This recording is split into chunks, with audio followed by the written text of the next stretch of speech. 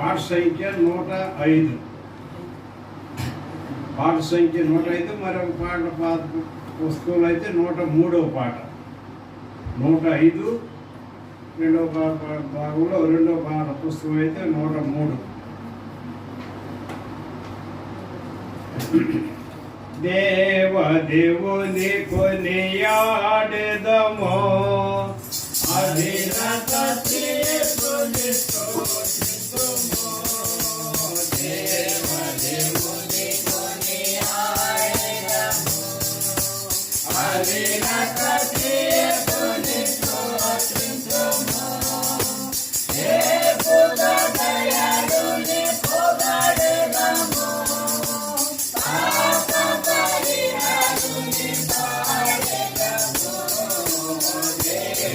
దేవుని కొనియాడెదమో అధిరత దేవుని స్తుతింతుమో.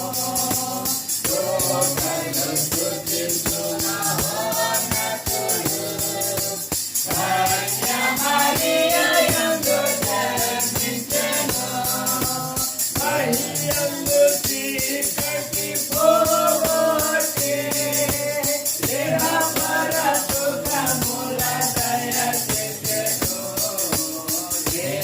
దేవుని కొనియాడెదమో అధిరత దేవుని స్తుతింతుమో. ఆకాశము నుండి దిగి వచ్చును లోకము న్యాయము తీర్చుటకై. ఆయుధముగా కదియుండెదము ఆయత వివేక కనలవలే. దేవుని కొనియాడెదమో అధిరత దేవుని స్తుతింతుమో.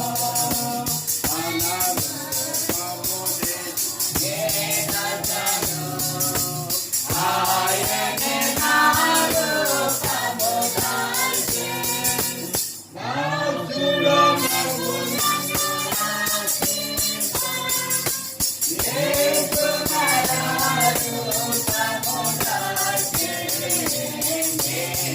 దేవుని కొనియాడెదమో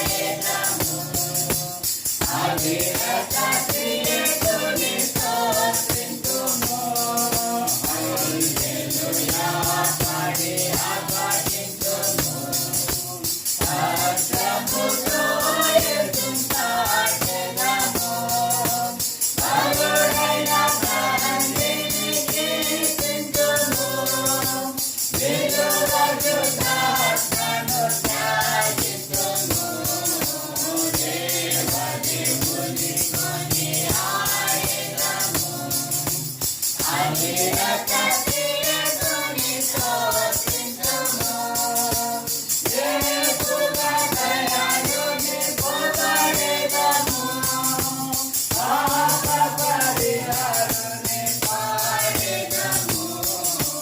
దేవుని కొనియాడెదమో అధిరత దేవుని స్తుతింతుమో.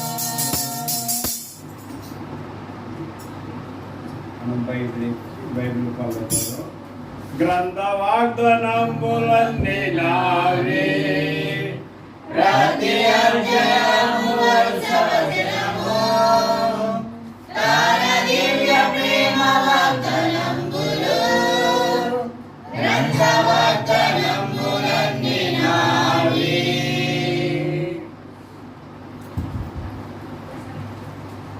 కీర్తన గ్రంథం 57వ అధ్యాయం 7వ వచనం తిరిగి 9వ వచనం చదువుకుంటాం. నా హృదయం నిపుణముగానున్నది దేవా, నా హృదయం నిపుణముగానున్నది. నేను పాడుచు స్తుతిగానము చేసేదను. నీ కృప ఆకాశము కంటే ఎత్తైనది, నీ సత్యము మేఘ మండలం వరకు వ్యాపించి ఉన్నది. మరొక మాట చదువుకుంటాం. అపోస్తల కార్యములు 11వ అధ్యాయం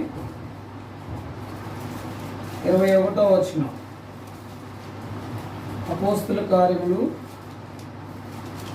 11వ అధ్యాయము 21వ వచనం అందరము కలిపి చదువుకుంటాం. 21వ వచనం అందరం కలిపి చూద్దాం. క్రొత్త నిబంధన పేజీ నంబర్ 114. 21వ వచనం. ప్రభు హస్తము వారికి తోడై ఉండెను గనుక నమ్మిన వారు అనేకులు ప్రభు తట్టు తిరిగిరి.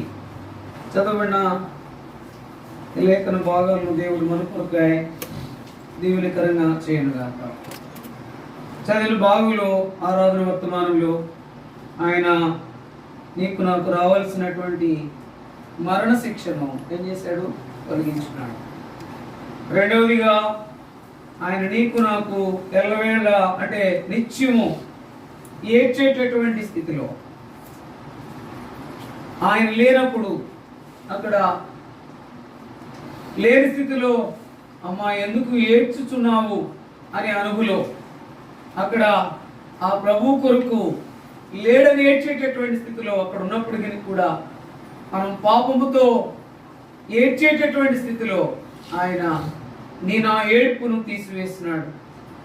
నిత్యము బాధపడుతూ దూరముగా ఉంటూ దిక్కులేని స్థితిలో ఉంటూ ఉన్న స్థితిలో నీ నా హృదయానికి ఇచ్చినటువంటి గొప్ప నిబ్బరత, నిబ్బరము, నా హృదయము నిబ్బరము అనేటటువంటి మాట లోనికి తెచ్చినటువంటి స్థితిలో నేను నన్ను ఉంచినందుకు, దాని తర్వాత నీ నా రోగమంతా తీసివేసినందుకు అనే దాంట్లో అమ్మా అనేటటువంటి మాట ద్వారా ఆయన నేను నన్ను సమీపస్తునిగా చేసినాడు. ఆ సమీపస్తునిగా చేసినటువంటి విధానంలో మనము ఆయన స్తుతించి ఆయన్ని గానము చేసే అనుగులో ఉంచాడు.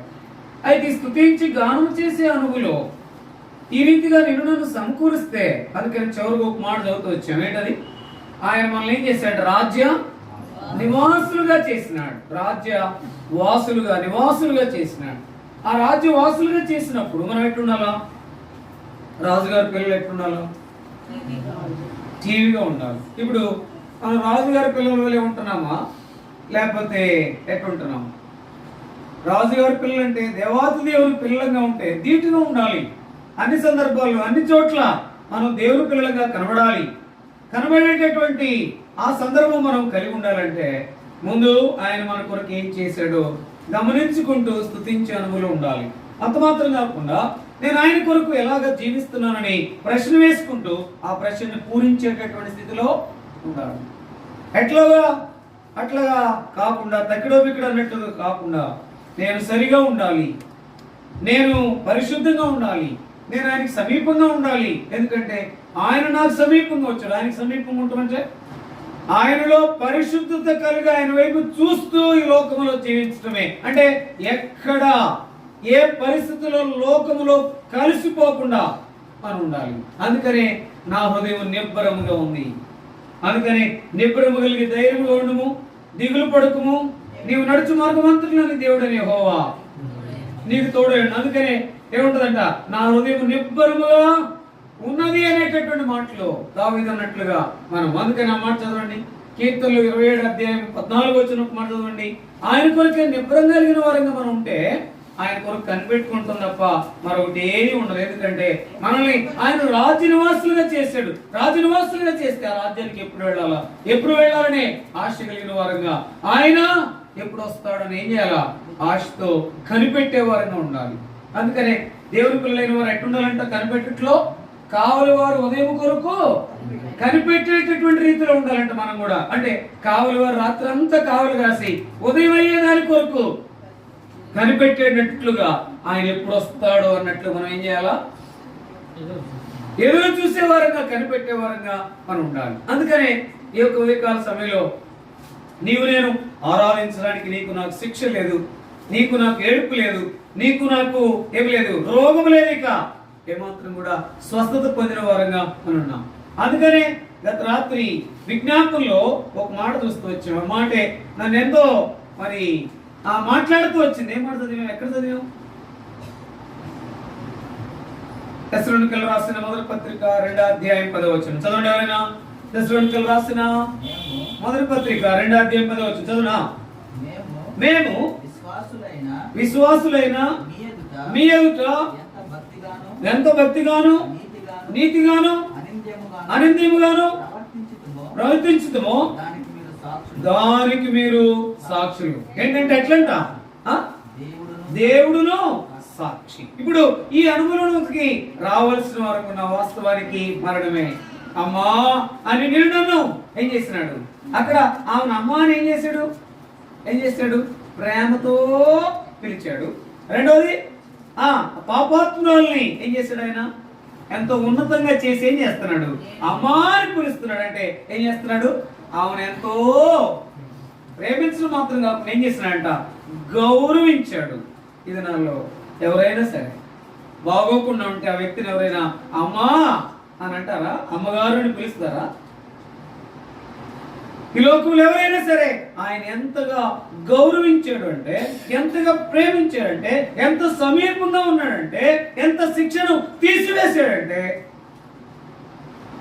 మనము దాన్ని తలపోసుకున్న రక్షణని మనం చూపించే వారంగా ఉండాలంటే మేము విశ్వాసులైన మీ ఎదుట ఎట్లున్నాము? ఎంత ఎంత ఎంత భక్తిగాను, కొంత కాదు, ఎంత భక్తిగాను ఉన్నాము. ఈ ధైర్యం నీకుందా? ఈ విధానం నీకుందా? నీకు శిక్ష తొలగించబడితే నేను ఎంతో భక్తిగా జీవించాలనే కోరిక నీకుందా? రెండోదిగా ఎంత నీతి అనే మాట, ఎంత నీతి ఎవరు మాట్లాడుతున్నారు ఈ మాట? అపోస్తలుడైన పౌలు, దాని తర్వాత శీల, దాని తర్వాత తిమోతి మాట్లాడుతూ ఉన్నారు. అడుగు చెప్తా ఉన్నారు. విశ్వాసులుగా హిర్మోను ప్రియులంగా మేము ఇట్లున్నాం. మాలో భక్తి ఉంది, మాలో నీతి ఉంది, మాలో అనింద్యం ఉంది, దానిలో డౌట్ లేదని చెప్పేవారం ఉండాలి. ఉన్నామా? ఈనాడు ఈ అనుభవం కలిగిన మీ ఎదుట మేము ఎట్లా ప్రవర్తించుదాము కింద మాట కూడా ఉంది. చదవండి మాట, చదవండి మాట త్వరగా. కాదు, చదవండి మాట. మేము విశ్వాసులైన మీ ఎదుట ఎంత భక్తిగాను నీతిగాను అనింద్యముగాను ప్రవర్తించుతామో, ఎవరంటే ప్రవర్తించుతామో దానికి మీరు సాక్ష్యం. అబ్బా, దేవుడే సాక్షి. కాబట్టి ఈ ధైర్యం కలిగిన వారంగా మనం ఉండాలంటే మన హృదయంలో ఏముండాలా? నిబ్బరం ఉండాలా. నిబ్బరం ఉండాలంటే హృదయంలో ఏముండకూడదు? పాపం ఉండకూడదు, కలత కాదు. ఏముండకూడదు? ఆయన ఎంత చెప్పండి. ఎప్పుడు చూసినా మామూలుగా జాలిగా విచారంగా ఎప్పుడు దీటుగా చెప్పేది మీరు. ఏముండకూడదు మన హృదయంలో? పాపం ఉండకూడదు. పాపం ఉండకుండా ఉంటే నిబ్బరమే, నిబ్బరంగా ఉన్నామంటే ధైర్యమే, ధైర్యంగా ఉన్న అనువులో మీరే సాక్షులని చెప్పవచ్చు. దేవుని సరిగా లేకపోతే మీరు సాక్షులే కదా, మీ ముందట్లో మీరు ఉన్నా మీరు చెప్పండి అనేవారు ఎవరు కూడా లేరు. అందుకనే పాస్పోర్ట్ వచ్చిందంటే పోలీసు వాళ్ళు వస్తారు. పోలీసు వాళ్ళు వచ్చి ఏం ఎంక్వైరీ చేస్తారు చెప్పండి? అడ్రస్ ప్రూఫ్ చూస్తారు. అడ్రస్ ప్రూఫ్ లో డీటెయిల్స్ కరెక్ట్ ఉన్నాయో లేదో చూస్తారు. తర్వాత అసలు వీళ్ళ క్యారెక్టర్ ఏంటని చూస్తారు. అది పాస్పోర్ట్ మెయిన్ ఏంటంటే అడ్రస్ లాస్ట్. వీళ్ళకి ఏమైనా తేడా ఉందా? అప్పులు ఏమైనా ఉన్నాయా? దాని తర్వాత ఇంకొక మాటలో కేసులు ఏమైనా ఉన్నాయా? ఒక దేశానికి వెళ్ళేటప్పుడు ఇక్కడ ఏమి నేరం అనేది లేకుండా ఉండాలి. పాస్పోర్ట్ లో చూసేది అది నేరం అనేది లేకుండా ఉండాలి. అందుకని నీకు నాకు రావాల్సిన శిక్ష అంతా తీసివేస్తే నీవు కూడా ఎలా పడితే అలాగ పనిలో పాలు పంపులు పొందేవారంగా ఉండకూడదు. అందుకనే ఏం చేయాలంట? మొదటి స్థానము ప్రభుకి ఇచ్చేవారంగా ఉండాలి. చదవండి కొలస్సీయులకు రాసిన పత్రిక 18వ అధ్యాయం 1వ అధ్యాయం 18వ వచనం చదవండి. కొలస్సీయులకు రాసిన పత్రిక 1. సంగమన శరీరమునకు ఆయనే శిరస్సు, ఆయనకి ఏంటంటే ఆయన సంఘమునకు ఎవరంటే శిరస్సు ఆయనే. కాబట్టి ఏం చేయాలంట? ఆయనకు అన్నిటిలో మనం ముందు ఆయనకు ప్రాముఖ్యత ఇస్తామా, శ్యాము మనకు ప్రాముఖ్యత ఇస్తామా, మనకు కావలసిన వాటికి ప్రాముఖ్యత ఇస్తామా? మనకి ముందు మన డ్రెస్, మన భోజనం, దాని తర్వాత మన అవసరతలు, మన హెచ్చు తగ్గులు, ఇవన్నీ చూసుకున్న తర్వాతే ఆయనకి ప్రాముఖ్యత ఇస్తున్నామా? వాటన్నిటిని ప్రక్కన పెట్టి ఆయనకి ప్రాముఖ్యత ఇచ్చేవారు ఉన్నామా? ఆయనకి అన్నిటిలో ప్రాముఖ్యత ఇచ్చేవారు ఉన్నామా? నువ్వు ఉద్యోగం చేస్తున్నావు, దేనికి ఎక్కువ ప్రాముఖ్యత ఇస్తావు? మాట్లాడాలి. దేనికి ప్రాముఖ్యత ఇస్తావు అంటే ఉద్యోగానికే. ఎవరికి ప్రాముఖ్యత ఇస్తావంటే నీవు నేను తల్లిదండ్రులకే, ఇంటి వారికే ప్రాముఖ్యత ఇస్తాం. దేవునికి ప్రాముఖ్యత అనేది చాలా తక్కువ. ఒకళ్ళు ఇచ్చినా ఫస్ట్ కాదు, ఎక్కడ లాస్ట్. చెప్పేది మాత్రం ఫస్టే కానీ ఇచ్చేది మాత్రం లాస్ట్. ఎవరికి ప్రాముఖ్యత అనే దాంట్లోనికి మనం ఇస్తే, జ్ఞాపకం చేసుకుంటే శ్యాము అదే కోటి అయితే ప్రైవేట్ వాళ్ళు ఎప్పుడు తీసేస్తారో తెలియదు, మనం సరిగ్గా ఉండదు. అయినప్పటికీ కూడా ప్రభు మీద ఆధారపడి చేయవలసిన పని చేసి ఏం చేయాలా? దేవునింటికి రావాలి. ఎందుకు? ఆయన నీకు నాకు రావాల్సిన శిక్ష అంతటా తీసివేసి, నీకు నాకు రావాల్సినటువంటి ఆ మరణాన్ని తొలగించి సజీవునిగా ఉంచితే ఆయన కొరకు మనం ఎలా ఉండాలా? బలలో ఊరికనే పాలు పంపులు పొందటం కాదు, ఆయన కొరకు జీవించే వారంగా ఉండాలి. జీవించే వారంగా ఉండాలంటే నిబ్బరం కలిగిన వారంగా మనం ఉన్నామని ఇతరులకు సాక్ష్యం చెప్పే వారం ఉన్నామంటే ఆ నిబ్బరం కలిగినటువంటి స్థితిలో మనం ఉన్నప్పుడే.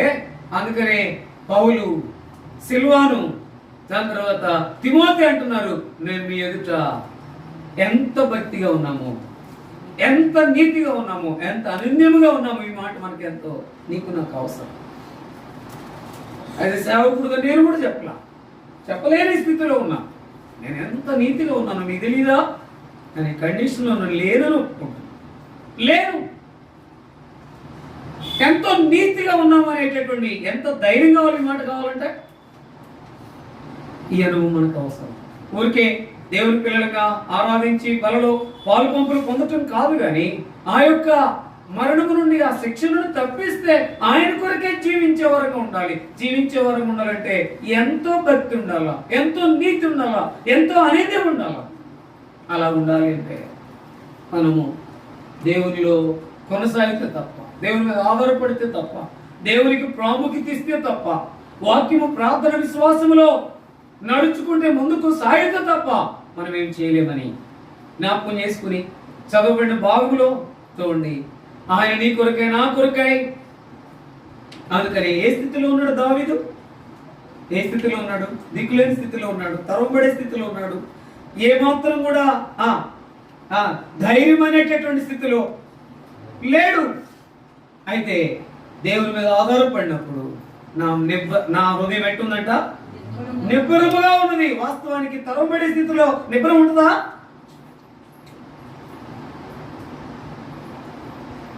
ఎన్నో పర్యాయాలు ప్రభు దగ్గరికి వచ్చినప్పుడు మనకు దొరికేది మొట్టమొదటి ఏంటంటే ధైర్యమే, నిబ్బరమే, ఆదరణే, ఆనందమే, ఆశీర్వాదమే దొరికేదిగా ఉంటుంది. కానీ చేతులారా మనమే పోగొట్టుకుంటాం కొన్నిసార్లు.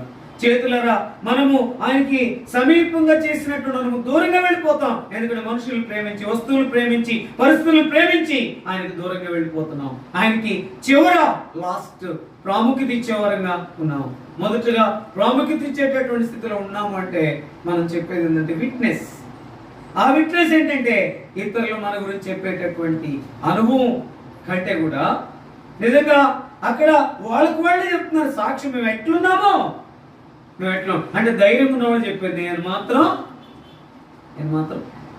ప్రభులో గట్టిగా ఉన్నాను, డౌటే లేదు.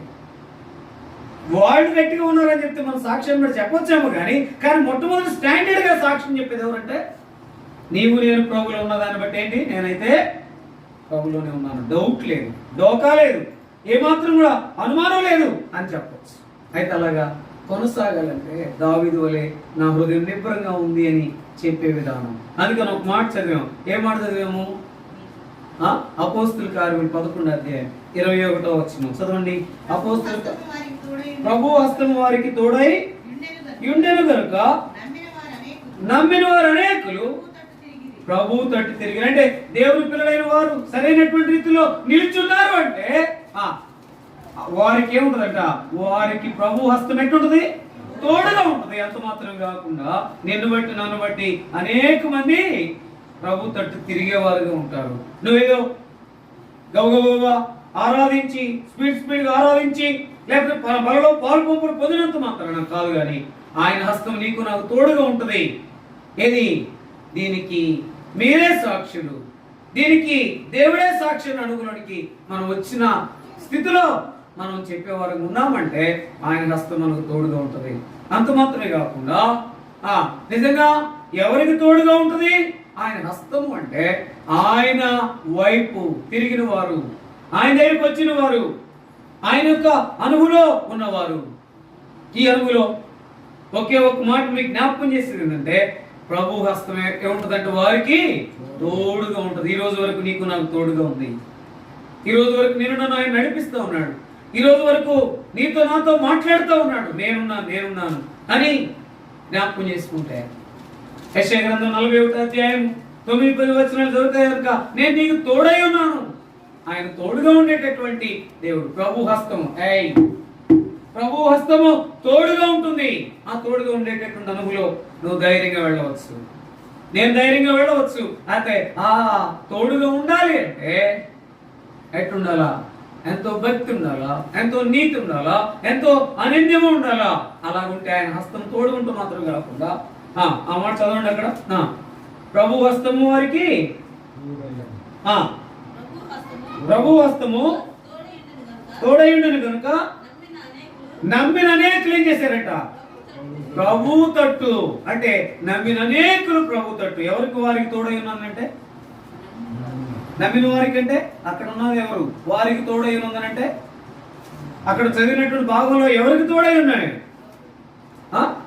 దేవుని పిల్లలైన వారు, దేవుని పిల్లలైన వారికి తోడుగా ఉంటాడు. అదే సమయంలో అనేక మంది ప్రభు తట్టు తిరిగేవారుగా ఉంటారు. కాబట్టి నిన్ను బట్టి నన్ను బట్టి అనేక మంది ప్రభు తట్టు తిరిగేవారుగా ఉండాలి.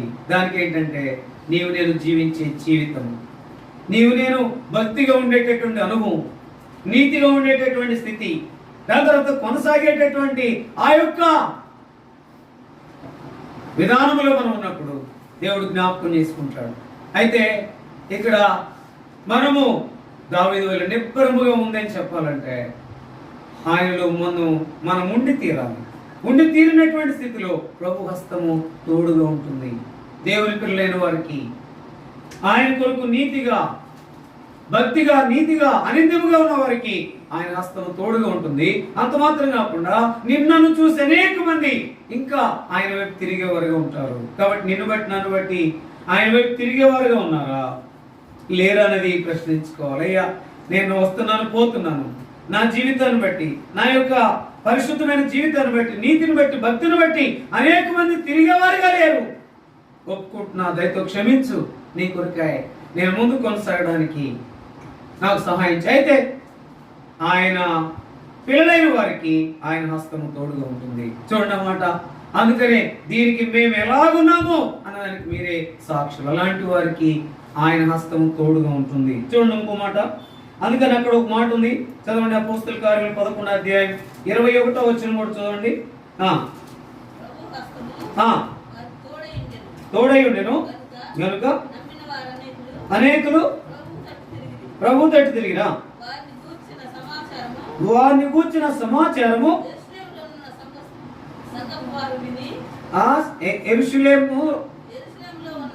యెరూషలేములో ఉన్న సంఘపు వారు విని బర్నబాను పంపిరి. చదువు. అతడు వచ్చి దేవుని కృపను చూచి సంతోషించి ఆ ప్రభువును స్థిర హృదయముతో హత్తుకొని వల్లని అందరినీ హెచ్చరించాను. ఇప్పుడు నిన్ను బట్టి ఏం చేయాలంటే అనేక మంది తిరిగేవారుగా ఉండాలా, అనేక మంది నమ్మేవారుగా ఉండాలా, అనేక మంది స్థిర హృదయం కలిగిన వారుగా ఉండాలి. ఇప్పుడు నీవు నేనే నమ్మిన స్థితిలో ఉన్నాం, కానీ ఎప్పుడు వరకు? నమ్మిన స్థితి ఎప్పుడు వరకు ఉంటుందంట? నమ్మిన స్థితి ఎప్పుడు వరకు ఉంది? ఆదివారం వరకే. తర్వాత నమ్మిన స్థితే. ఎందుకు? నమ్మినట్టుగా ఉన్నాడు. తర్వాత ఏం చేశాడు? అమ్మిన స్థితిలోనికి వచ్చేసాడు. నిజంగా ఆ భక్తి కలిగిన వాళ్ళలో, శిష్యుల్లో కూడా, దాని తర్వాత ఇస్కరియోతు కూడా మంచి భక్తి కలిగిన వాడంట. కానీ అలాంటి భక్తి కలిగిన వాడు ఏం చేశాడు? ఆ డబ్బుకి దాసుడు అయిపోయినాడు, లొంగిపోయినాడు. ఇది నాన్న డబ్బుకు దాసులు కాని వాళ్ళు ఎవరు ఉన్నారు ఇక్కడ? డబ్బుకు దాసులు కాని వాళ్ళు ఎవరు ఉన్నారా అంట. ఒకవేళ కనుక ఆ దాసత్వం ఉంటే గనక, అందుకని ధనము సమస్త కీడులకు సంగతి అదే. ఇప్పుడు మనం క్వశ్చన్ వేసుకోవాలి. ఇప్పుడు దేంట్లో ఉంటే దాంట్లోనే, ప్రభులో ఉంటే మాత్రం ఆయన హస్తం మనకు తోడుగా ఉంటుంది. అదే ధనములో ఉన్నామంటే అదే మనల్ని ఏం చేస్తుంది? కీళ్ళలోకి తెచ్చుద్ది. కీళ్ళలో కంటే కృంగిపోవడమే. చెప్పానుగా, కలకత్తాలో స్ట్రైగర్ గేమ్ చూసి చెప్ప జీరణక్క గొంతు ఏంటంటే మీకు నిద్ర ఎట్టు వస్తుంది? నిద్రపోకండి. జ్ఞాపకం చేసుకుంటే ఆ స్ట్రైగర్ గేమ్ ఆడుతుంటే 50 పెడితే 100, 100 పెడితే 200, దాని తర్వాత 1000 పెడితే 2000, 10,000 పెడితే 20,000, 10 లక్షలు పెడితే 20 లక్షలు టకటకటకి ఇస్తూ ఉంటారు. చూసిన ప్రతి ఒక్కరు పడిపోవటం. పెరుగు ఏమి డబలు ఎక్కడైనా ఉందా? ఇక్కడ ఏమి లేదు, వాళ్ళే ఉంటారు అక్కడ ఉంటే. చెప్పాను, ఓ పాస్టర్ గారి పిల్ల కుమార్తె పెళ్లి కోసం 10 లక్షలు డ్రా చేశాడు. మొత్తం అయిపోయిందాక అక్కడే ఉన్నాడు. ఒకటే బోరు ఏడుపు, బ్యాగ్ తగిలించుకున్నాడు. బైబిల్ ఉంది. ఎవరైనా సేవకుడు అంట, ఇంక పైగా నాకే తగిలాడు ఆయన. ఇది నాలో ప్రభు అని చెప్పుకుంటా వెళ్ళేవారమే, కానీ అందరినీ మనుషులను ఆశ్రయించడమే, డబ్బును ఆశ్రయించడమే, బంగారాన్ని ఆశ్రయించడమే, దాంతో స్థితిగతులు కోరుకోవటమే. నా ప్రభు కొరకాయ మొదటి స్థానం ఇచ్చా. ఆయన ఏంటన్నా, ఆయన సంఘానికి ఎలాంటి వాడంట? శిరస్సు. ఆ శిరస్సుకి అన్నిట్లో ప్రాముఖ్యత ఇవ్వాలంటే మనం కొన్నిట్లో కూడా ప్రాముఖ్యత ఇచ్చేవారంగా లేము. అందుకు జ్ఞాపకం చేసుకో, నేను ఎలాగున్నాను, నేను ఎలాగున్నాను, నా భక్తి ఎట్లుంది, నా నీతి ఎట్లుంది, నా యొక్క అనింద్యము అనేటట్లు అనింద్యముగాను అనే అనుభవం ఎలాగుంది, ఎలా ఉండాలని ప్రభు కోరుతూ ఉన్నాను. ప్రభు అలా ఉంటే కనుక ప్రభు హస్తం వారికి తోడుగా ఉంటుంది. దాని తర్వాత ఆ తోడుగా ఉండేటటువంటి అనుభవంలో ప్రభు హస్తము తోడుగా ఉన్నటువంటి స్థితిలో నన్ను బట్టి నమ్మేవారుగా ఉండాలి. ముందు నీవు నమ్మినట్టుగా ఉండాలి, ముందు అమ్మినట్టు కాదు. ఒక్కరోజు కొరకే కాదు ఇది. ఆయన వచ్చేంత వరకు మనల్ని ఏం చేశాడంట? రాజ్య నివాసులుగా ఆయన చేసినాడు. యుగాయుగులు ఉండే దాని కొరకాయ ఆదికి తెచ్చినాడు. కనుక మన జీవితంలో జ్ఞాపకం చేసుకుని ముందు నన్ను బట్టి వెంబడించేవారుగా, తిరిగేవారుగా ఉండాలి, నమ్మేవారుగా ఉండాలి, స్థిరత్వము కలిగిన వారుగా ఉండాలంటే ఈ అనుభవాలు నీలో నాలో ఉండి తీరాలి. చూడండి, ఒక మాట చూద్దాం. మనం జ్ఞాపకం చేసుకుంటే అపోస్తుల కార్యములు 11వ అధ్యాయం 24వ వచనం. మొట్టమొదట ఏంటి? నమ్మిన స్థితి. రెండోదిగా ప్రభు తట్టు తిరిగిన స్థితి. మూడోదిగా ప్రభులో స్థిరత్వము ఉన్నటువంటి స్థితి. నాలుగోదిగా చూడండి 24వ వచనం. చదవండి. అతడు పరిశుద్ధాత్మతోను విశ్వాసముతోను నిన్నుకొనిన సత్పురుషుడు. ఇప్పుడు ఎలా ఉండాలంటే ఈ యొక్క మాటలు మనం చూస్తే కనుక జ్ఞాపకం చేసుకుంటే, క్రైస్తవులు అనేవారు ఎట్టుండాలంటే నమ్మిన వారుగా ఉండాలి. అంతేగాని ఏదో క్రైస్తవులు అంటే ఎట్టుండాలా? చాలా మంది క్రైస్తవులు అంటే ఏంటి? క్రిస్మస్ అంటే స్టార్ పెట్టాలి, ఈస్టర్ అంటే సిలువ పెట్టాలి, నూతన సంవత్సరం అంటే ఎన్ని వస్తాయి పండగలు? 2 వస్తాయి. ఒకటేమో క్రిస్మస్ స్టారు, రెండోది సిలువ. అందుకని ఏమైందంట? క్రైస్తవులందరికీ ఏమైంది? వేషం అయిపోయిందంట. ఏ వేషం? స్టార్ పెట్టి అక్కడే చేరి వేషం వేసేటటువంటి స్థితి. దాని తర్వాత సిలువ వేసి, ఇప్పుడు మీరు చూడలేదు, చాలా మంది పల్లెటూరులో కూడా ఏం చేస్తున్నారు? చెక్క సెలవు పుట్టుకునేది, చెక్క సిలువ పట్టుకునేది, డ్రెస్ వేసేది. ఏ డ్రెస్ వాళ్ళు ఏం కోరుకుంటారు? ఏ డ్రెస్ మొత్తం వీళ్ళంతవరకు ఏది? స్కై బ్లూ డ్రెస్ ఒకటి, వైట్ డ్రెస్ ఒకటి. సరే, ఏదైనా మొత్తం వైట్ డ్రెస్ లేదా స్కై బ్లూ. దాని తర్వాత యేసు ప్రభు వేసినట్టుగా ఏది పైన చున్నీ వేసినట్టుగా మామూలుగా ఎట్లా వేస్తున్నారు మెడకి. ఏంటంటే పెదకూరపాడులో కూడా నేను చూశాను. ఇదేంటంటే మొత్తం సిలువను పట్టుకుని వైట్ డ్రెస్ వేశారు. ఇవన్నీ ఏంటంటే ఆది అనే ఒక ఉన్నాడు, ఆయన కూడా సిలువ పట్టుకుని వేయడానికి 4 రోజుల నుండి ప్రాక్టీస్. యేసు ప్రభు లాగా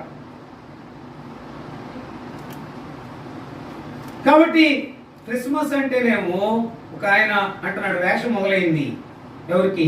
క్రైస్తవులకి. దాని తర్వాత ఈస్టర్ అంటేనే వేషం మొదలైంది సిలువ. కానీ ఆయన ఎందుకు వచ్చాడు అని గుర్తేయకుండా ఎన్ని చేసినా ఏం ప్రయోజనం లేదు. వారి సంగతి ప్రక్కన పెడితే మనం ఎట్టున్నాము ఒక ఆదివారం వరకే క్రైస్తవులుగా కాదు, ఆయన వచ్చేంత వరకు నమ్మిన వారముగా, అనేక మందిని ప్రభు తట్టు తిప్పేవారముగా, దాని తర్వాత నీవు నేను స్థిర హృదయం కలిగి అనేక మందిని స్థిర హృదయంతో ఉండేవారిగా ఉండాలి. క్రైస్తవులు అంటే ఇట్లుండాలి. అందుకని చదవండి అపోస్తుల కార్యములు 11వ అధ్యాయం 1-2 వచనాలు చదవండి, లేదా 2-3 వచనాలు చదవండి. అపోస్తుల కార్యములు 11వ అధ్యాయం 2వ వచనం తిరిగి 6వ వచనం చదవండి. పేతురు యెరూషలేమునకు వచ్చినప్పుడు సున్నతి పొందిన వారు నీవు సున్నతి పొందని వారి వద్దకు పోయి ఆ వారితో కూడా చేసితమని కాదు, చేసితమని అతనితో ఇప్పుడు వాదం పెట్టుకోవడం అంటే ఏంటనమాట? సున్నతి పొందిన వారు పోయి పొందని వారితో ఏం చేశారట అంటే ఒక విశ్వాసం ఎక్కడ పడితే అక్కడికి ఏం చేయకూడదు, ఎక్కడ పడితే పోయి ఏం చేయకూడదు. అది ఇప్పుడు మనం ఏం చేస్తాము? సందు దొరికితే పోయేది ఎక్కడికి? భోజనానికి. దాంట్లో డౌటే లేదు. సందు దొరికితే చెప్పేది మాత్రం విశ్వాసులము, చెప్పేది మాత్రం నమ్మిన వారము, చెప్పేది మాత్రం స్థిరతో ఉన్నవారు మేము, మాకు తిరుగులేదు అన్నట్టుగా. మాకు తిరుగులేదని చెప్పేవాళ్ళు ఎవరు? విశ్వాసులు. ఎవరండి? హెబ్రోను విశ్వాసులే. ఈ హెబ్రోను విశ్వాసుల్లో కూడా అన్ని చోట్ల ఉంటారు, మీరు గమనించారంటే. కానీ ఏమంటారంటే ఒక మాట చెబుతారు. ఏంటది అన్న? మన దగ్గర కాళ్ళు వచ్చారన్న, మనం వెళ్ళకపోతే బాధపడతాం. మన దగ్గర కాళ్ళు వచ్చారంట, మనం కూడా ఇంకెంత చక్కని మాటలో చెప్పలేం. మనం కూడా వెళ్ళకపోతే ఎట్లా? నువ్వు వెళ్ళావంటే నీ సంగతి అవుటే, నువ్వు విశ్వాసమే కాదు ఇంకంతే. నీలో నమ్మకత్వం లేదు పైకి. నిన్ను బట్టి ఇక తిరగటం అనేది ఏమీ ఉండదు, ఊరు కొట్టుదే చెప్పుకోవడం. అలా కాకుండా మన జీవితంలో ఉండాలంటే కొన్ని ఇప్పుడు 6వ వచనం చదవండి ఒక మాట. దాని వైపు నేను తేరు చూచి పరీక్షింపగా ఆ భూమి యందు చతుష్పాద జంతువులను, అడవి మృగములను, పక్షులను నాకు కనబడను. అప్పుడు పేతురు నీవు లేచి చంపుకొని తినమని ఒక శబ్దము నాతో చెప్పుట వీటిని. ఇక్కడ చదివినటువంటి భాగంలో దేవుడు నాకు ఇచ్చినటువంటి తలంపులో నిజంగా సున్నతి పొందిన వారు పొందనేటటువంటి స్థితుల దగ్గరికి వెళ్ళి ఎంత మాత్రం కలిసిపోకూడదు. జ్ఞాపకం చేసుకుంటే పిల్లరా ఈ యొక్క ఉదయకాల సమయంలో. అందుకనే దావీదు నిబ్బరముగా ఉన్నదని చెప్పే దాంట్లో ఏంటంటే ఎలాంటి తరవబడే స్థితిలో కూడా ఆయన వాక్యం దగ్గరికి వచ్చినప్పుడు, ప్రార్థించినప్పుడు, విశ్వాసంతో ఉన్నప్పుడు దేవుడు తప్పకుండా నిన్ను జ్ఞాపకం చేసుకుంటాడు. నీకు నాకు రావాల్సిన శిక్షను తీసివేశాడు. అక్కడ అమ్మాని గౌరవించాడు. ఆయన గౌరవించడం అనేది ఏంటంటే నా జీవితంలో ఇచ్చే గిఫ్ట్ కాదు. అందుకని చాలా మంది ఏమనుకుంటారంటే దశమ భాగం ఇచ్చి దేవునికి అని చెప్పేవాళ్ళు, గర్వించేవాళ్ళు చాలా మంది ఉన్నారు. దశమ భాగం ఇస్తే ఆయన గౌరవించినట్టు కాదు. ఏంటి? నువ్వు భక్తిగా ఉంటే ఆయన గౌరవించినట్టు, నువ్వు నీతిగా ఉంటే ఆయన గౌరవించినట్టు, నువ్వు ఏంటంటే 3వ మాట అనింద్యముగా ఉంటే ఆయన గౌరవించినట్టు. అంతేగాని దశమ భాగం ఇస్తేగా చాలా మంది అంటే దశమ భాగం ఇవ్వద్దని నేను అంటలా. దశమ భాగం ఫస్ట్ ఏంటంటే భక్తిగా, నీతిగా, అనింద్యముగా ఉండాలి. అది ఎంతో అవసరం. అలా ఉన్నప్పుడు ఆయన హస్తము క్రైస్తవులు అనే వారికి తప్పకుండా తోడుగా ఉంటది. క్రైస్తవులు అనే వారు ఎట్లుండాలి? నమ్మిన వారు నమ్మినట్టుగా ఉండాలి. దాని తర్వాత అక్కడే మనం చదివినటువంటి భాగంలో ఏముందంట? నిన్ను బట్టి, నన్ను బట్టి, ఆ నమ్మకత్వాన్ని బట్టి అనేక మంది ఏం చేయాలంటే ప్రభు తట్టు తిరిగేవారుగా ఉన్నటువంటి క్రైస్తవులుగా ఉండాలి. కాబట్టి తిరగకుండా వాళ్ళంతే, నేను కూడా ఇంతే, వాళ్ళకే సరిగా లేదని చెప్పే వారు చాలా మంది ఉన్నారు. మీకుందా సరిగ్గా అని అడిగేవారు లేరు మనల్ని. అసలు మీకు సరిగ్గా ఉందా భక్తి అని అడిగితే మనం ఏం చేస్తాము? ఏనాయన నీటిగా మరియమ్మ గారు అడిగింది అనుకోండి, నువ్వు అసలు ఆ భక్తి ఉందా? అదేంటి అంటున్నావు, అదేంటి అంటున్నావు, నాకు భక్తి లేదా? ఉంది అని ఎట్లా చెప్పగలరు నాయన? ఎట్లా చెప్పగలరు భక్తి ఉందంటే? అది కనబడాలా. అందుకని నీకు నాకేమి తేడా లేదనే విధానంలో ఉండకూడదు. ఎన్నో పరిస్థితుల్లో నా జీవితంలో కూడా ఎవరైనా వచ్చి అడిగితే నీలో భక్తి ఉందా అంటే, మన జీవితంలో అది కలిగినప్పుడు ఎదుటి వారి దగ్గర మనం ధైర్యంగా ఉండొచ్చు. దేవుడు నాకు ఇచ్చిన తలంపులో ఏదో బలలో పాల్పొంపులు పొందొచ్చని కాదు, కానీ ఇది మీరే దీనికి సాక్షులు, దేవుడే సాక్షి అని అనుగులో మనం ఉంటే నమ్మిన వారంగా ఉండాలి. ఆయన తట్టు తిరిగిన వారముగా ఉండేవారంగా ఉండాలి, త్రిప్పేవారంగా ఉండాలి. ఇంకా దాని తర్వాత స్థిరత కలిగిన వారుగా ఉండేటట్లుగా మనం స్థిరం కలిగిన వారంగా ఉండాలి, స్థిరతలోనికి తీసుకొచ్చే వారంగా మనం ఉండాలి. ఆ మాట అక్కడ చదవడం మాట మనం స్థిరుగా, ఆ మాట చదవడం మాట, ఆ మాట ఉంది కదా, స్థిరత అనేటటువంటి మాట. అతను వచ్చి చూచి సంతోషించి ఆ ప్రభువును స్థిర హృదయంతో హత్తుకొని వల్లని హెచ్చరిక. అంటే ఏం చేయాలంటే క్రైస్తవులు అనేవారు ఎట్లుండాలా? నమ్మిన వారుగా ఉండాలి. నువ్వు కూడా పాలు పంపులు పొందుతున్నావు అంటే ఊరికే కాదు, ఆయన బిడలైన వారికి ఆయన హస్తం తోడుగా ఉంటది, కానీ నమ్మిన స్థితిలో ఉండాలి, తిరిగిన స్థితిలో ఉండాలి, స్థిరత అనే అనుభవం కలిగినటువంటి స్థితిలో ఉండాలి. నాలుగోదిగా ఏముండాలంటే అక్కడ జ్ఞాపకం చేసుకుంటే అక్కడే ఉంది 24వ వచనంలో ఆ మాట కూడా చదవండి. విశ్వాసముతోను ఆ పరిశుద్ధాత్మతోను విశ్వాసంతోను నిండుకొడిన అనుభవం ఉండాలి క్రైస్తవులు అంటే. ఏదో స్టార్ పెట్టి రంగులేసి పప్పులుండే క్రైస్తవులుగా కాకుండా దేవుని వైపు తిరిగిన వారంగా, ఆయనలో పాల్పంపులు పొందే వారంగా, నీతిగాను భక్తిగాను నీతిగాను అనిందముగాను ఉండేటటువంటి స్థితి. ఆ స్థితిలో మనం ఉండగలిగితే దేవుడు జ్ఞాపకం చేసుకుంటాడు. ఐదోదిగా ఒక మాట చూడండి అక్కడ. మాట ప్రభు పిల్లలు అనేవారు, క్రైస్తవులు అనేవారు, విశ్వాసులు అనేవారు ఎలా ఉండాలా అని చూడండి. పేతురు రాసిన మొదటి పత్రిక 4వ అధ్యాయం 16వ వచనం. పేతురు రాసిన మొదటి పత్రిక 4వ అధ్యాయం 16వ వచనం చదవండి ఆ మాట. ఎవరైనా త్వరగా. ఎవడైనను క్రైస్తవుడు అయినందుకు బాధను అనుభవించినట్లా అతను సిగ్గుపడక ఆ పేరును బట్టి ఇప్పుడు ఏంటంట, క్రైస్తవుడు అయినందుకు ఏం చేయాలంట? బాధ అనుభవించాలి, కొంచెమైనా శ్రమ ఆయన కొరకు క్రయం చెల్లించాలి. కాబట్టి క్రైస్తవులు అనేవారు నమ్మిన స్థితిలో ఉండాలి ప్రభుని. క్రైస్తవులు అనేవారు ఆయనతో తిరిగిన స్థితిలో ఉండాలి.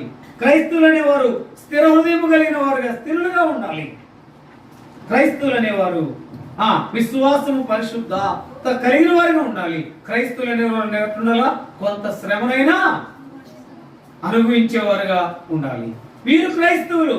శ్రమ వస్తే అందుకనే ఏంటి, ఒక దేవాలయం ముందు ఊరికి చిన్నోడు వాడు చెప్పాడంట, ఏంటది, నేను గన్ను పట్టుకుంటాను ఎవరు మందిరంలో ఉన్నాడు అని అంటాడు.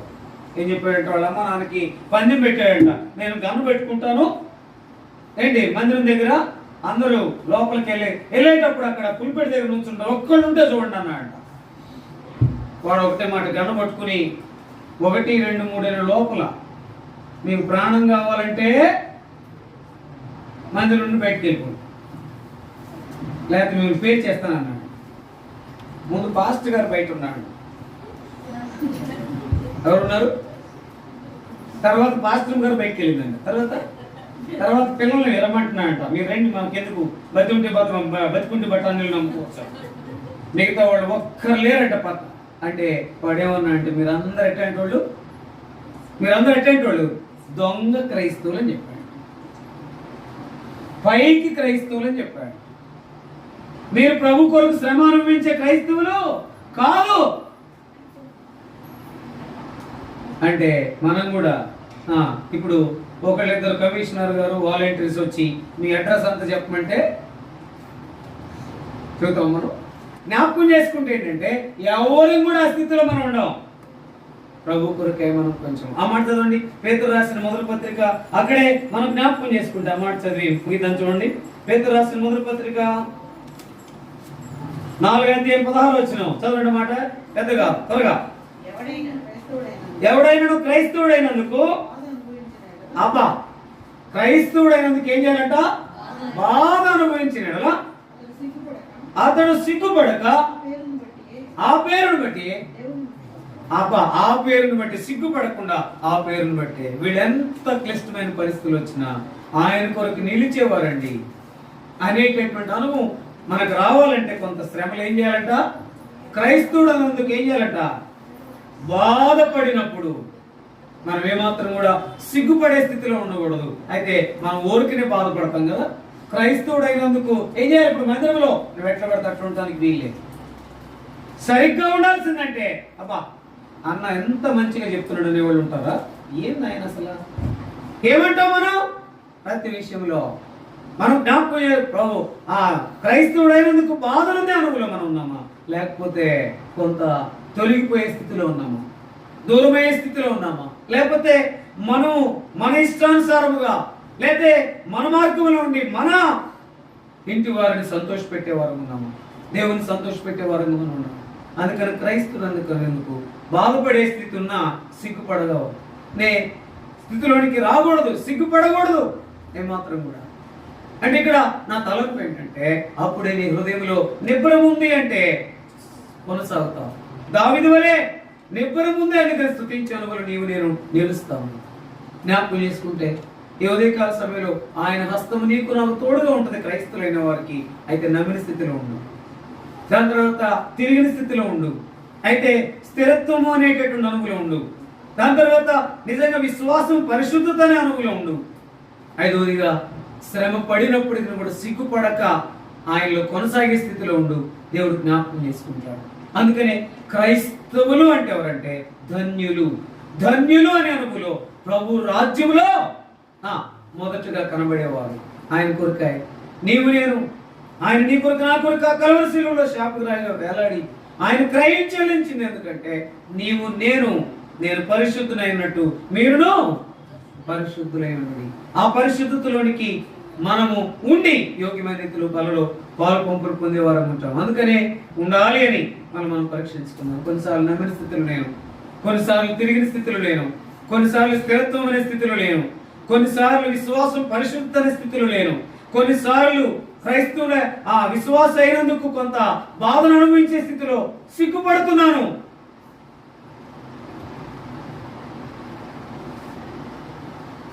అక్కడ చూడండి ఏమంటారు? సిగ్గు పడకూడదని ఉందా? సిగ్గు పడాలని ఉందా? సిగ్గు పడక. కానీ మనం చాలా సార్లు సిగ్గుపడే స్థితిలో ఉన్నాం. ఇప్పుడు సువార్తలు మనం ఏం చేయాలా? ధైర్యం ఉన్న వాళ్ళే సువార్తకు వస్తారు. రెండోది సిగ్గుపడక ఆయన ప్రకటించే అనుకుని ఉంటే నా ఆశీర్వాదం. కాబట్టి ఏం చేయాలా? ఆయన కొరకు మనం రాందునాల్లో సువార్త నమ్మిన వారు సువార్త చేసేవారు ఉండాలా. ఆ సువార్త చేసేటటువంటి అనుభవంలో మేము దేవుని పిల్లలని మనం చెప్పేవారంగా ఉండాలా. సువార్తలు ఆయన హైలైట్ చేసే స్థితి, రెండోది మేము దేవుని పిల్లలని చెప్పే స్థితి కూడా కనబడుతుందంట. అందుకని సువార్త చేసేవారుగా ఉన్న స్థితిలోనికి రావాలంటే క్రైస్తవులు అనే అనుభవంలో మనం ఏదంతులను కలిగిన వారు ఉన్నాం. అందుకని ఆ మాట ఒక మాట చదవండి, ముగిద్దాం. అపోస్తుల కార్యములు 11:20. అపోస్తుల కార్యములు 11:20. అపోస్తుల కార్యములు 11:20 త్వరగా 20 కొందరు వారిలో ఉండి